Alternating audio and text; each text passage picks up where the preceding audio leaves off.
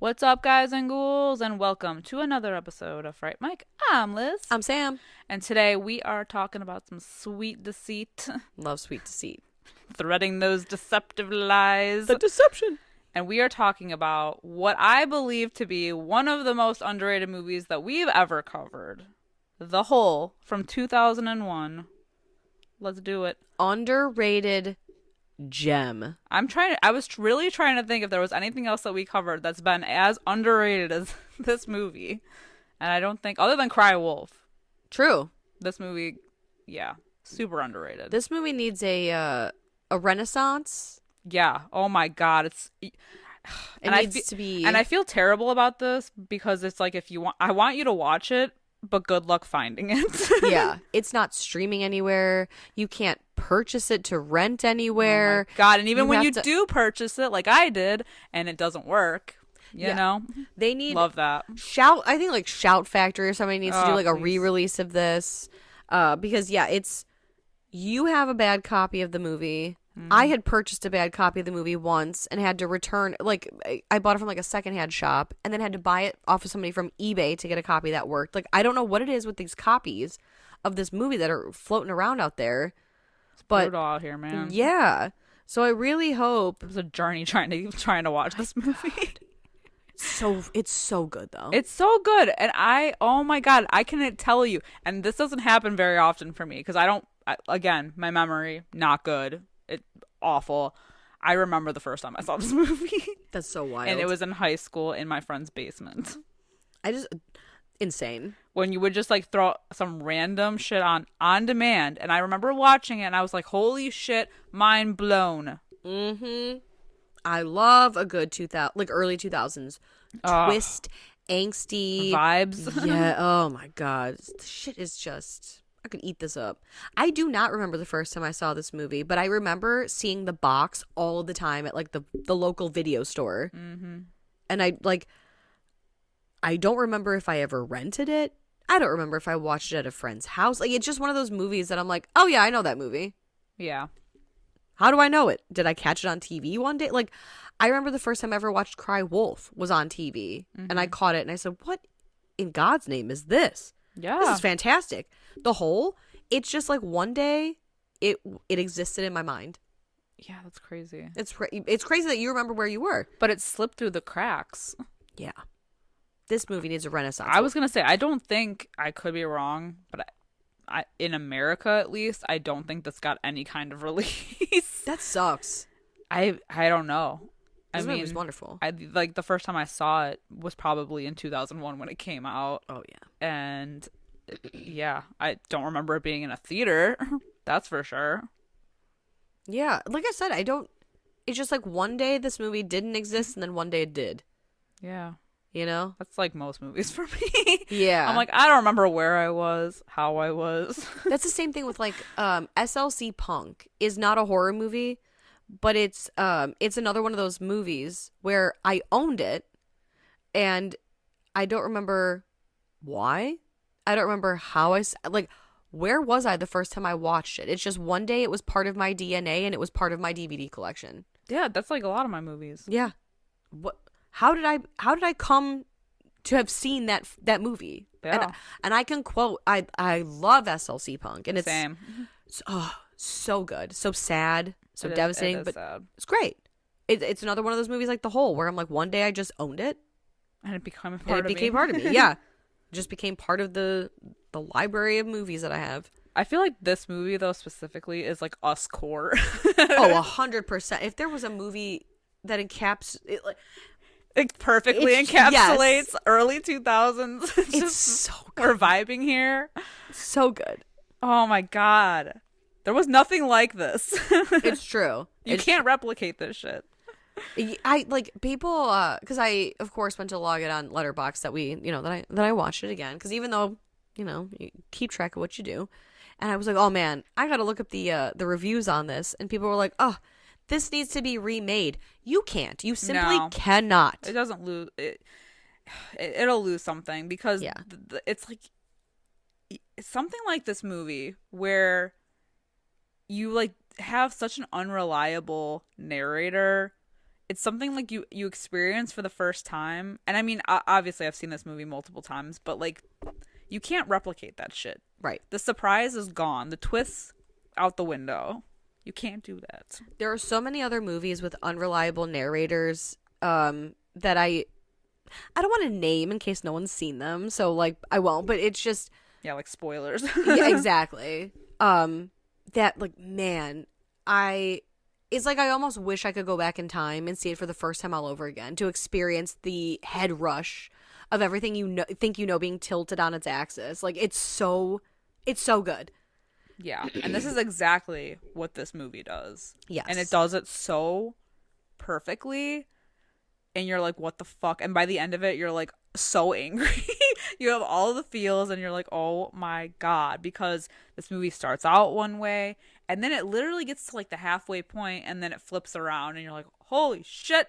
I know. It's like a Mulholland Drive. Yeah. Where you're along for the ride and all of a sudden you fall into that box and up is down and left is right and you're like, what the fuck just happened? And even in the second half, I'm still questioning, like, to this day, I'm questioning, are there little bits in the second half that are not actually real either? And we're going to get to that. Ooh. We're going to get to that too. I'm pumped. Okay.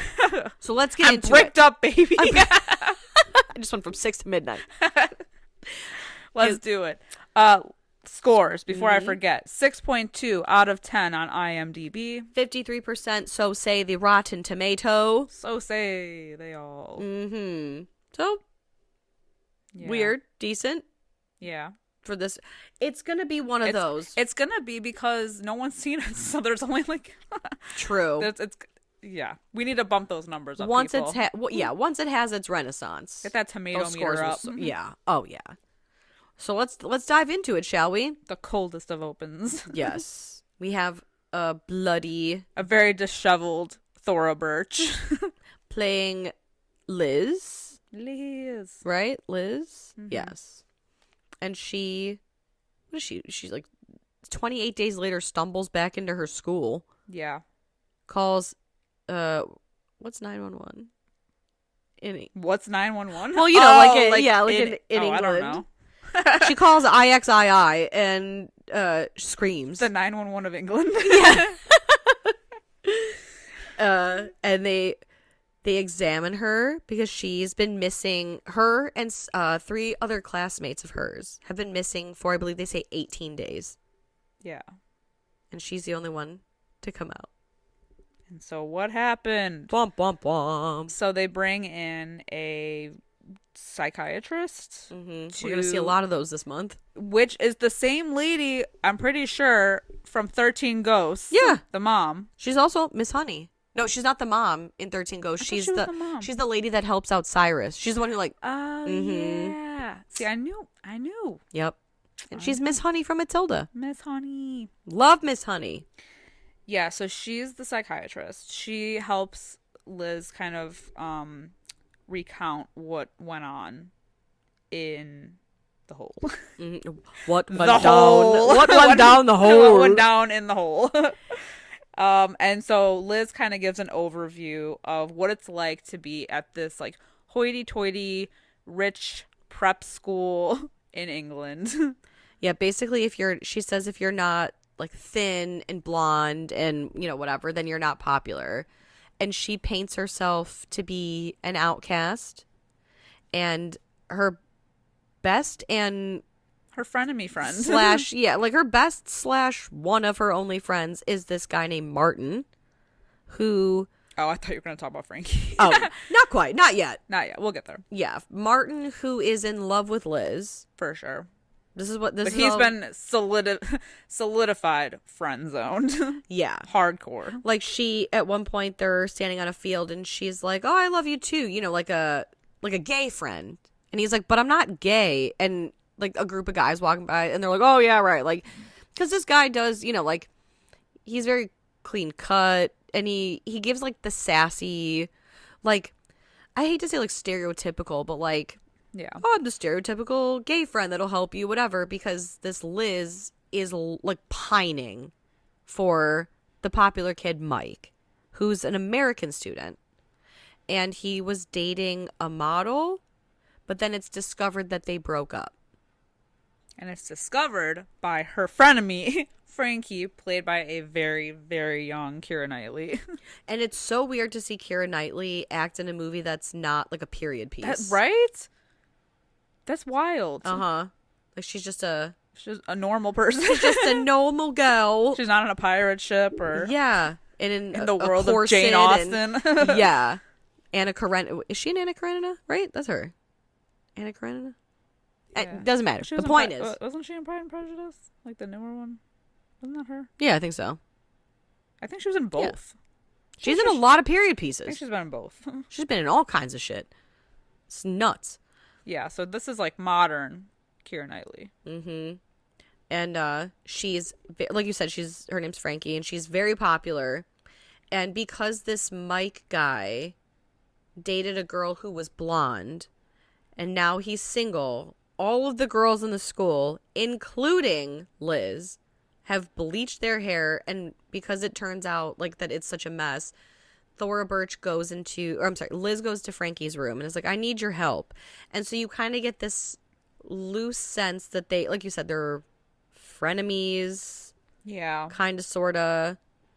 And it's strange because there's clearly something. It's almost like they were friends, but then Frankie got like more popular and kind of grew out of her, but still has this like, I don't know, like soft spot. Yeah, like a soft spot for her, mm-hmm. and that's why she helps her out. Yeah, because she doesn't really have to, but she does anyway. Yeah. And Liz confides in Martin that she is like so madly in love with Mike and like doesn't know what to do, can't eat, can't sleep, blah blah blah. So Martin, the good friend that he is, says he basically gathers them up, the four of them, Mike's friend Jeff, Frankie, and Liz, and it says, I have the opportunity of a lifetime for you all because there's a big class trip that they're all going away. Why don't we bail on it?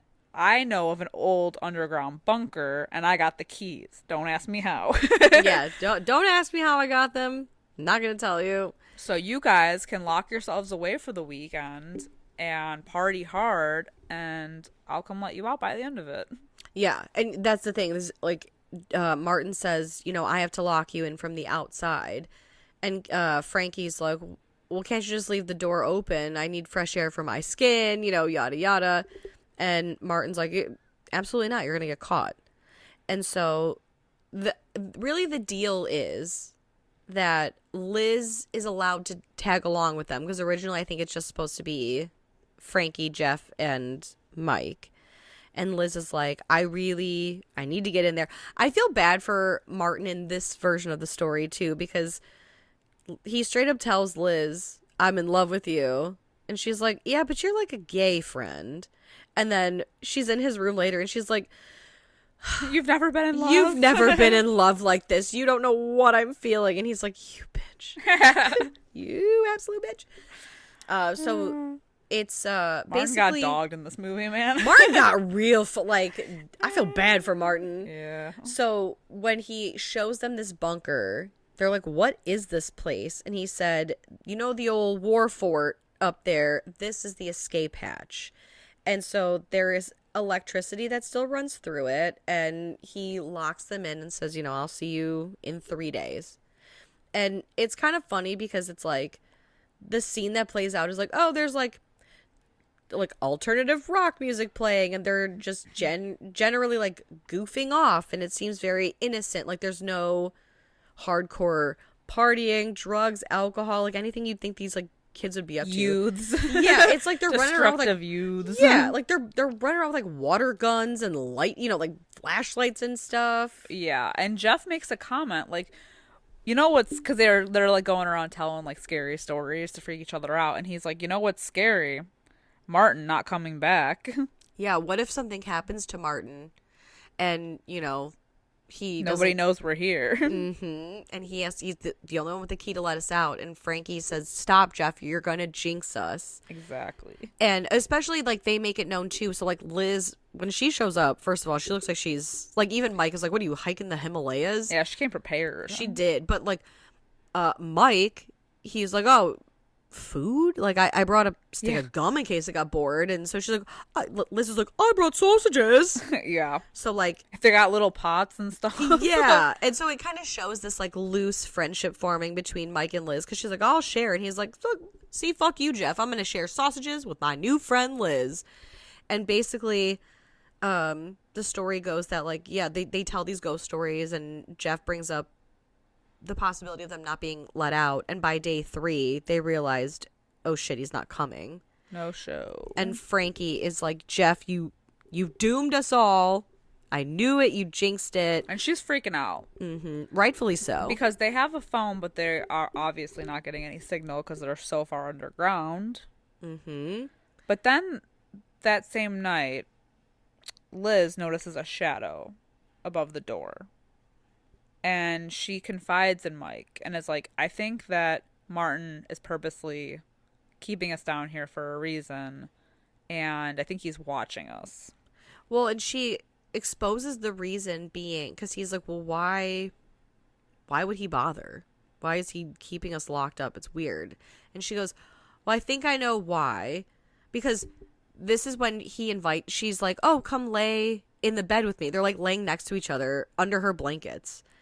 And he's shirtless and, whatever. And she's like, "Yeah, Martin's in love with me. And I think he's doing this to punish me because he knows that I'm not into him because I have a crush on you." And Mike's like, "Ah." But how would he know that? Yeah. Because if he is watching, he would have to discern from our interactions, from, like, the brief moments that he's glimpsing us without us noticing, that we have any sort of friendly relationship at all. Yeah. And so they go around searching the bunker, and they see what looks to be almost like microphones. Yeah. Or some sort of listening device. Like an audio device, yeah.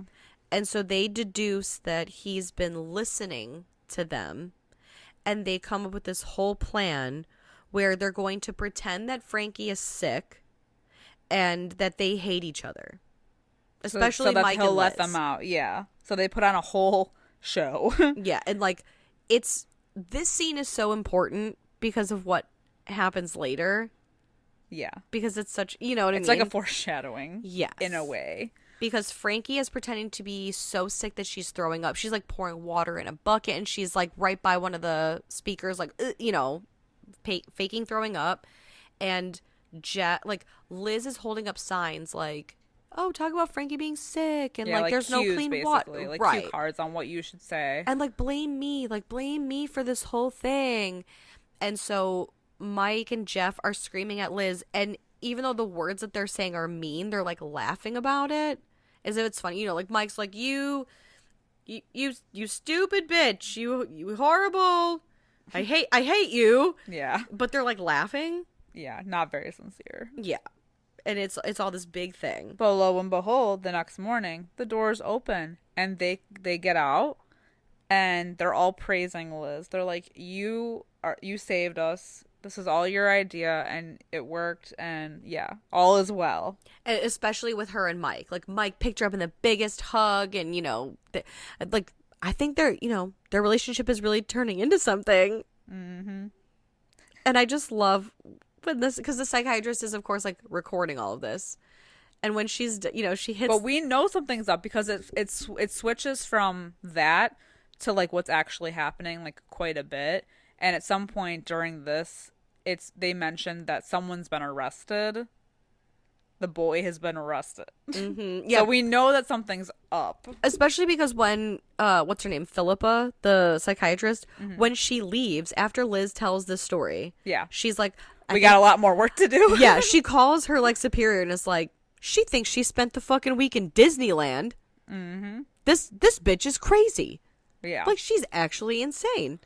But she, like, it's been known that this is the first time since she's been discovered that Liz is actually willingly talking. Like, apparently when she was first found, she was not saying anything. Yeah. And yet someone's been apprehended. We come to find that the boy who's been apprehended is Martin. And Martin, when he's being questioned about what happened the day that they were put in the hole, he's like, I just like that he's like, I got up at 7 as usual. I brushed my teeth and took a shit as usual. Yeah. I was in the mess hall by 7:20 as usual. My mom picked me up and got a parking ticket because she's a dumb bitch as usual. He's got a whole like a schedule, a rundown of where he was, what he was doing the whole day. And the detective who's questioning him is like, you can tell us what's going on. Like, Liz told us everything. And this look on Martin's face is like, oh, like he realizes like, oh my God, I knew she like he even says like, I knew Liz hated me, or like I knew Liz was like evil, but I didn't realize she was this evil. Like, she hates me, right? And he's like, now here's the real tea about this school. He's like, Frankie and Liz are thick as thieves. They are best friends, and they are certifiable like bitches. Yup. And so this is when the movie flips. It's so fucking great because then we see the real point of the real point of view. Yeah. Like, Frankie gets a call. They're all like, Frankie and Liz are hanging out. Frankie gets a call. Mike and his girlfriend broke up. And Liz is like, I don't just want him, Frankie. I want him. I really want him. And Liz goes, hey, you remember that hole that we found? And she's like, Frankie's like, that S&M dungeon that Martin tried to take you to? She's like, yeah. What if we go there? It'll be me, you, Mike, and, we could even bring Jeff for you. And no one will know. It'll be just like, like a couple days. And I can get Mike all to myself. So instead of Martin showing them this place, it's Liz who comes up with this idea. Exactly. And she says, I know Mike is friends with Jeff, so you have to convince Jeff to convince Mike to want to do this. Yeah. And we see Mike is like, no. Hell no. I'm absolutely not doing Which is that. where I would be, because hell no. Yeah, you show me that hole, and I am most certainly not going to get in that hole. No. But because Jeff is so horny for Frankie, he convinces them. Of course. You have to come, bro. We do see quite a bit of Jeff's dong, by the way. We see a few dongs. Yeah. I was not expecting that.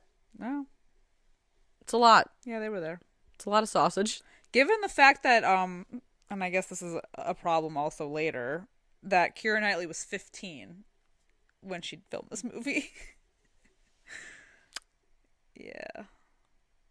What did you just say? Yeah, 15. She was 15. No. Mm-hmm. No. Yeah. 15! That's a bigger problem for later in the movie. Is that why this is such a hard to find movie? Maybe. 15, huh? Yeah. What the fuck? Jeez, no, 15. According to my research. Yeah. 15? I did not look like her when I was 15. Oh, no one did.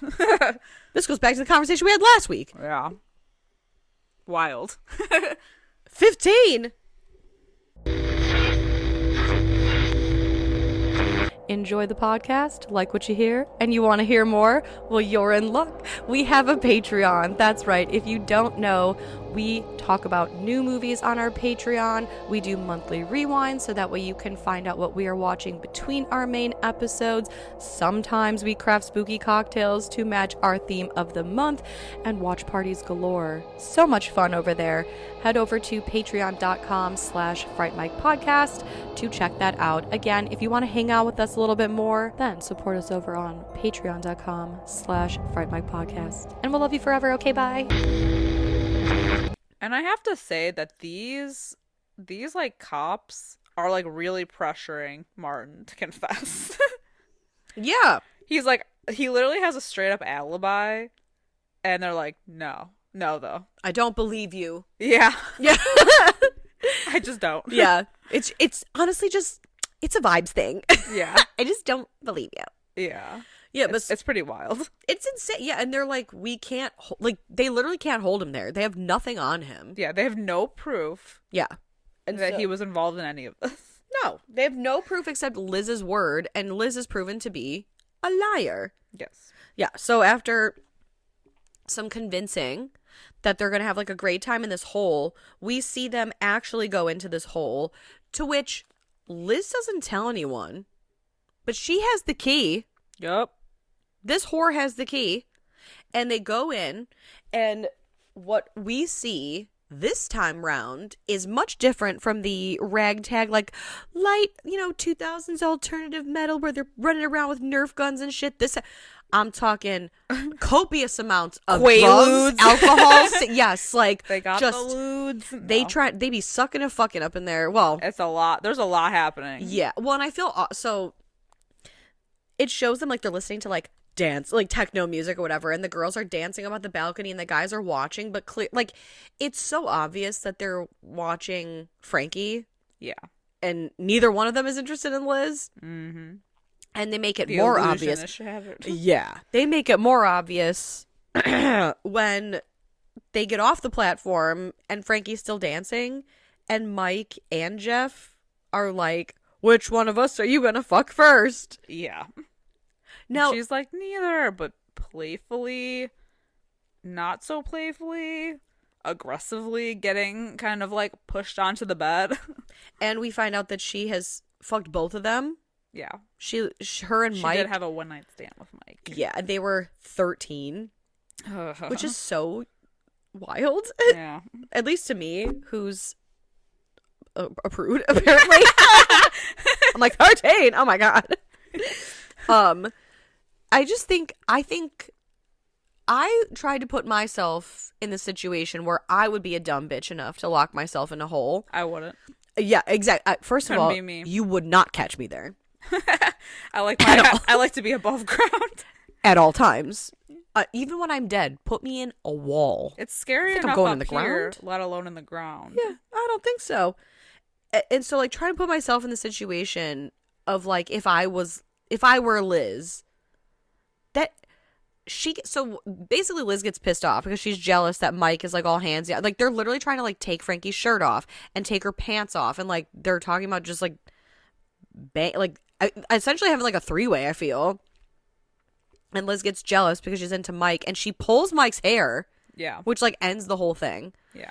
But, like, how awkward in general, especially because Frankie is then, like, laughing about it, knowing that her friend has locked them in this hole. Well, she doesn't know that they're locked in, but, brought them down here to bang this to Mike be with guy. Mike. Yeah, exactly. And she didn't even tell her friend, which makes me feel like, because Martin's like, oh, they're thick as thieves. But I'm like, well, are they? Frenemies. Yeah. It's crazy. I guess in both realities, they're frenemies. Mm-hmm. Or maybe it's her disdain. Like, once she Yeah. finds that out, then the tides have turned. Yes. The tongue has soured. The tongue has soured. And so later that night, they're getting ready to go to bed. And Jeff and, what's her name? Frankie. Yeah. They are audibly having sex. And this results in my favorite scene of the movie. Because I fucking like, because you can hear them like banging in the dark, and like Liz has her flashlight and she flashes it over to Mike, who's like, he rolls over and looks at her, and she opens her blankets and he goes, turn the light off. For the love of God. Oh, man. Because that would happen to me. That would 100% happen to me. I'd be like, I mean, I'm cute, right? And they'd be like, ugh, I'd rather die. Put the blanket back. Put it over your head. Oh my god, it's fucking great. It gets me every time. Yeah. Like, oh, turn the light off. Yeah. Oh my God. So, yeah, so Mike is pissed because he didn't get any, even though he was offered. Mm-hmm. And so he wants to leave. He's like, I'm going to go find my ex-girlfriend and make amends because, yeah, I'm out of here. Right. Which then Liz starts panicking and she's like, you know what? I want to leave too because, Mike's leaving. Mm-hmm. And her plan is, falling short. So so they're all arguing about something. So she decides to go up ahead of him and we see that the door isn't opening. And she's like, what the fuck? So now they're all freaking out. And not in the same way as they were before. They're like very angry. And they're starting to get very angry at her. Because they're like, this is all your fault. This is your idea. What the fuck? And she was the last person in. So clearly she must have like latched it too hard or something. Mm-hmm. So they're pissed off. Very, very upset. Like Frankie is upset, but she's the only one that's not necessarily upset with Liz. She's like, like, how was she supposed to know? Like, kind of trying to defend her, but the menfolk are real pissed off. And then the panic starts to set in. Like, no one knows we're here. There's no cell service. Surely someone's gonna come looking for us, but like, we don't know. It's a little bleak here. Yeah. And like all the while this is going on, we see Liz is starting to have like flashbacks of these things. And like while she's out and about in the real world, she's having flashbacks of like Mike's face. And she sees like Mike in a reflection. Like, it's like she's being haunted. Yes. Which is interesting. And eventually they release Martin in present day. Mm-hmm. And he ends up going to see Liz, and she is like trying to apologize to him because he's like, what the fuck, man, you like, they think that I did all this and I didn't. And we see they're over like, they look like they're by like a dam or something. Yeah, they're by some sort of like stream. It looks like a creek. I don't know, a water filtration thing. Because he chases her out of her house. Yeah. So it's got to be some rural area. Yeah, something. But it's interesting. It's interesting because, he does say to her like, what the fuck, like, what did you do? They think this was all me. And she says, if they had anything on you, they would have kept you. But they don't have anything. So I just think it's interesting because basically she gives them a reason, because they're like, well, and her plan is kind of fucked too. So I don't know. Do you think she planned to do away with him from the beginning? Because how could she have anticipated him being there? Like, I don't know though, because she basically pinned on him from the beginning, and because they had nothing, it's like she didn't think that plan through enough. Right. So it just, for her, it just worked out perfectly that he showed up and she was able to dispose of him and plant the key on him. Mm-hmm. With a handy little note. But if that hadn't happened, I don't know what she would have done. Right. Like, that's what was so crazy, was that it really worked out for her in her favor. That, okay, so they didn't have anything to pin on him, necessarily. And the fact that he sought her out and gave her an open opportunity. Yeah. It's crazy. Yeah. He really made it look as bad as possible for himself. Yeah, especially because this Philippa shows up at Liz's house and finds her hysterically sobbing in her bed.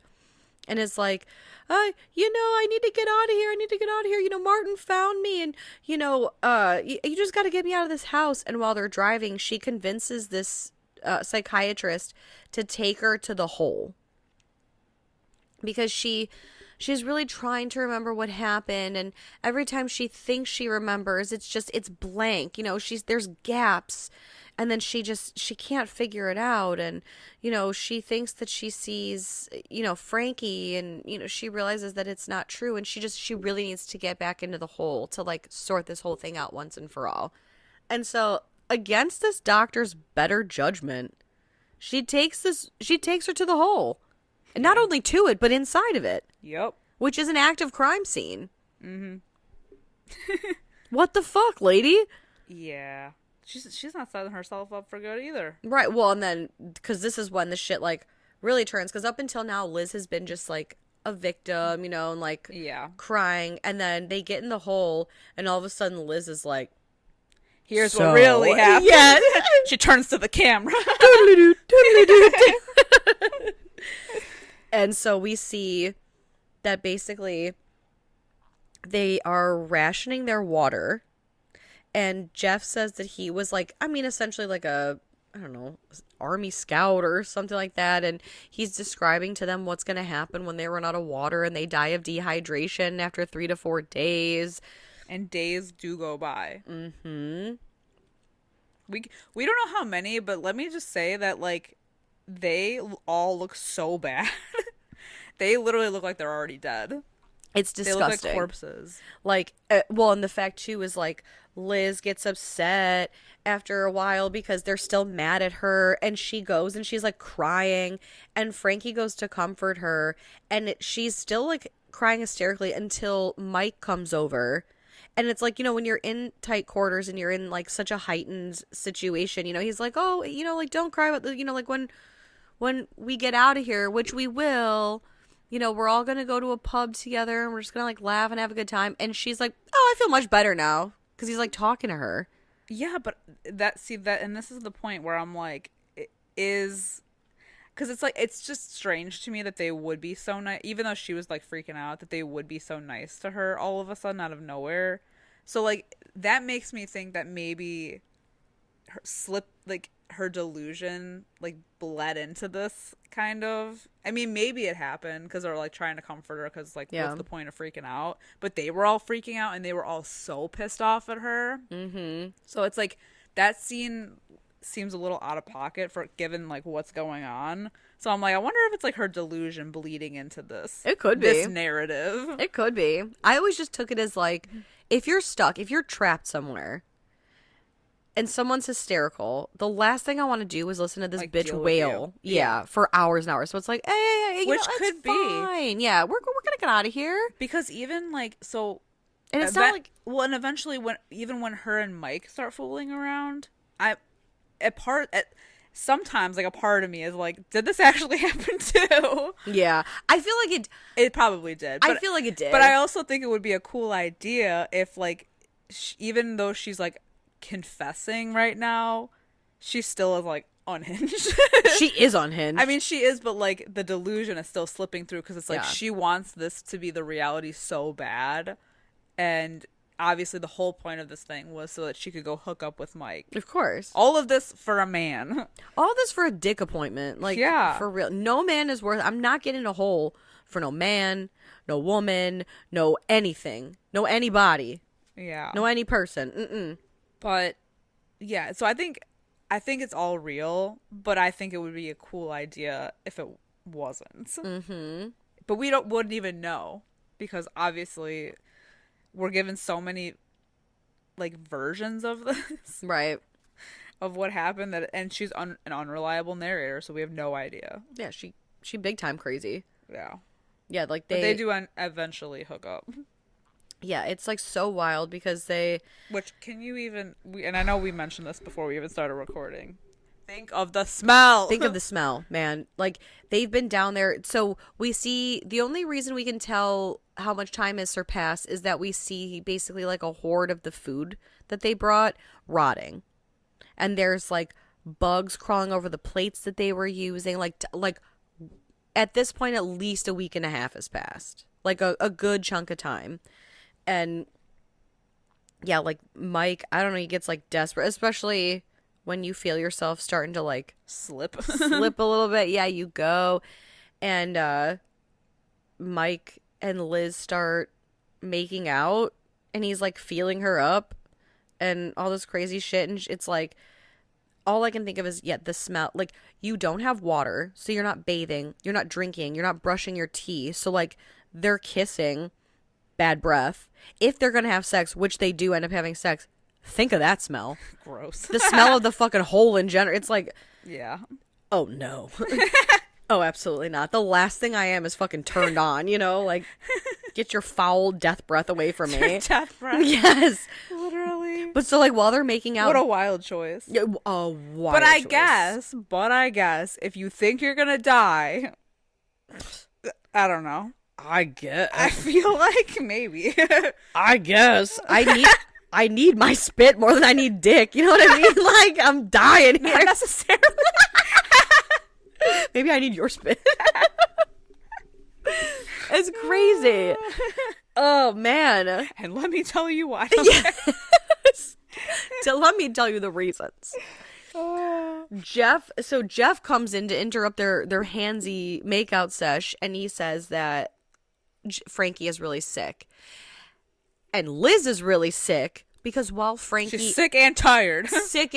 Well, like, what a fucking bad friend, too. Like, so bad. Because Frankie is legitimately sick, which, again, mirrors the delusions of earlier where they're like, pretend Frankie's sick and she's throwing up. Frankie is actually quite sick. This is so cool. It's, it's just, like, so cool that they mirror each other in her delusion versus what is actually happening. Mm-hmm. Ugh. It's the Mulholland Drive effect where and it's this is guilt. what I'm saying, like versions of what she wants to happen versus what actually happened bleeding through. Mm-hmm. So good. While Frankie is literally throwing up her guts, Liz is like, yeah, I don't know, I thought Mike and I, we finally kissed, and like I didn't know, I thought his kiss was gonna be like a lot softer, but he was like rough with it, but like I didn't mind it, you know. I think he's in love with me. I think we're gonna go all the way tonight. I basically think it's gonna be a home run. Like we're in love. Well, and then she says like, I have a strong feeling that we're gonna get out tomorrow. Meaning like she intended to unlock the door, and like the second she smashed Mike. The second that happened, but it just happened too late. Mm-hmm. And literally, she saw that Frankie was in such bad shape, and if she had held on a little bit longer, it would have been fine. But they wake up and Frankie's fucking dead. Which, again, bad friend, because not only is your friend retching up her insides and literally severe, like so sick, but she doesn't open the door right then. She doesn't like make an excuse and like what, you know, like try to secretly open the door and get her friend out to a hospital. She's like, if you can just hold on for like a little bit while I go get this dick. Yeah. You're going to be good. Like I'm 99% sure we're going to be out tomorrow. What a fucking horrible friend. Yep. Like for real. I mean, yeah. Just a horrible person. Yeah, a horrible person. Yeah, an actual psychopath. And then once they find Frankie, it's revealed in present day that she actually died on the 10th day that they were in there. Because, like, when we're down there with them, we don't really know how many days have passed, but it's been 10 days, and she died of heart failure. Because she was anorexic, or bulimic. she was bulimic. Yeah. And so she had an esophageal tear. Yeah. That got infected? I don't know, something. Yeah. Damn, that sucks. So, now Jeff is, like, screaming at Liz. And he's going nuts. And he looks like he's dying, too. They all look like they're dying. Mm-hmm. Yeah, they're nasty looking. It's pretty gross. And, yeah, so they cover Frankie with the inflatable, the blow-up chair. That she brought. It's so dark. So Y2K. I love it. And, oh my God. And this is fucking crazy. So, this night, Liz gets up. And she is, like, gonna go unlock the door. The hatch. Whatever. And she's going to pull the key out. And it drops on the floor in the bathroom. And Mike kind of, like, hears a commotion. So he walks over. And she's literally about to hand him the key. To show him that she's had it the whole time. When fucking Jeff, who's been holding out on them the whole time, opens a Coke. And Mike loses his mind and goes crazy in anger and doesn't even look at the key. He just like pounces on Jeff and just fucking smashes his head into the ground. Killing him. And it sucks because I think it was the day before or it was the same day. I'm not sure. They had like basically a thimble full of water left. And Jeff was like, I'm starting to go, man. My vision's blurry and, you know, my tongue's a little, you know, I know what that means because he described basically dying of dehydration when they first got locked in. So you're like, oh my God, he's dying. And Mike literally hands him what's left of the water, and he's like, "Here, you need this more than her and I do." And this fucker holding out on food and Coke, like the man died for a Coca-Cola. Yep. And Liz. So after they killed Jeff, or after Mike kills Jeff, I should say, Liz is talking to Mike, and she's like, she has like a blade. Yeah. She's like, I think we should just go together. A suicide pact. Yeah, we should just kill ourselves together. And Mike literally, even though he's like dying, he's like, what? No. I'm not fucking doing that. You're insane. He's like, we could be rescued tomorrow. She's like, no one's coming. We should just end this right now. And he confesses his love for her. He couldn't do this without her. She's his everything. He loves her. The desperation. Yep. What 10 or 11 or 12 days in a hole will do. It'll change you, man. It's wild. So the next morning, she opens the door. But he's so like, suspicious. what the fuck? So how did that door get open? And she's like, I had the key the whole time. crazy thing about this door is that Crazy. it locks from the inside. But don't be mad. And he is like, and here's where he really fucked up. He should have been like, not say anything and just walked his ass on up.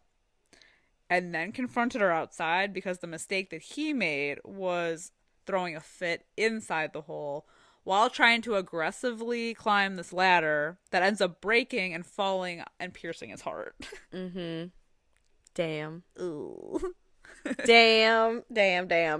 I think that's the thing, though. Like, with this movie, it's the lack of fresh air, the lack of water, the lack of food. You get so delirious that, yeah, to a sane person, it's like, have no reaction until you're free and out and with the psycho bitch, and then you can beat her head against a rock. Yeah. But to a fucking caged animal that just realized that at any point he could have been free, had this psycho person. I know. Murderous rage. Nobody was thinking. And she's like, No. I did this all for you. Like, ugh. But could you imagine? I did this all for you. I got 2 of our friends killed and starved you for nearly 2 weeks. Yep. Just so that way you all would for love me. Yeah. All for love. Get out of here. So, cut to present day. And we're still in the bunker with the doctor. And so she basically confesses to the doctor, but says she's not going to confess to anybody else, because why would I want to ruin my life like that? Yeah. And then out of nowhere, the cops like bust in and they're yelling at the doctor. Yeah, well, because Liz runs over and she's like, help! Oh my God, help! I thought she was going to hurt me. And they're upset. I'm sure they're upset with the doctor because they brought... She's there. Yeah, to an active crime scene with the victim who was locked in there. But also, like, then they mention, like, we found the body of Martin. He committed suicide and he had the key the whole time. And it kind of, like, ends with Liz in an ambulance looking over at the doctor all, like, smug because she knows, like, she got away with it. But to me, it's, like, a little bit crazy that she could get it. Like, I don't think that she will in the long run, but the fact that everyone's like buying the story right so easily, knowing that this girl is crazy and the doctor said so, and so everyone's like everyone's going against the doctor's word. Totally. At the end of the day, especially because like Martin has a suicide note and a key, but he also has a solid alibi. Yeah. And, like, he was in train stations and in public places and seen by people and his family. There's got to be, I know it was 2001, but there is still, like, security footage. Yeah. It's not going to hold up. Yeah. But still, that's fucking smug-ass look. I know. Oh! I know. The crazies always think they're really, like, they're doing something. Yeah. Oh, my God. This movie is crazy. In the best way. It's so good, though. It's so underrated. I'm obsessed with this movie. This movie was my personality for a very long time. I just wish that it wasn't so hard to find. I know. So apologies on that, but if you can find it, definitely grab it because damn, and hopefully your copy works. Yeah. I gotta go find me a new copy. It's terrible. Be safe out there. I know. That being said, what is your rating for The Hole? I love this movie, and so I am giving it a 4 out of 5 because I see no flaws in my eyes. No flaws, just vibes. No flaws, just vibes. I mean, clearly it's not a 5 out of 5, so there's flaws, but yeah, no flaws, just vibes. 4 out of 5. Yeah, same. I am also giving it a 4 out of 5. Yeah, it's so 2001 in the best way. It's like a wicked good time capsule. But it's so much fun, and I just love the point of views and her being so fucking nuts and just the parallels. I love the craziness of it all. Mm-hmm. So chaotic. Yeah. How far people will go for love. Yeah, all for a man. Yeah. I don't know. I just feel like I would rely on my charm and my wit and my sense of humor to ensnare a man, and when that doesn't work, I will beat him over the head. I was gonna say I'll just die alone. Yeah, and then tie him up. But I'm not gonna shove him in a hole and get him dirt. Like, yeah, they lost me there. I wouldn't even be there. No. The thing about me is that I wouldn't be there. That dank, dirty ass hole in the ground. No thanks. Yeah, I'm not gonna go there. Yeah. No. I don't care how desperate I am for a man. I'm like Meatloaf, you know. I would do anything for love. But I was just gonna. I won't do that. Literally just thinking. Yeah. That. Oh my god. No way. This is incredible. Anyway. Don't worry, celebrities that I have crushes on. You're safe. Yeah. For now. I don't know. Sometimes. Sometimes yeah. Sometimes no. Yeah. Anyway, guys, thank you for listening. Let us know if you guys have seen The Hole and what you think about it. Hit us up in our Discord at Fright Mic Podcast and go follow us on other social media platforms. Or we'll lock you in a hole. Oh, God. And if you have a few minutes after the show, if you don't mind giving us a little 5-star rating and review, we would really appreciate it. And until next time, I'm Liz. I'm Sam. Rest in peace.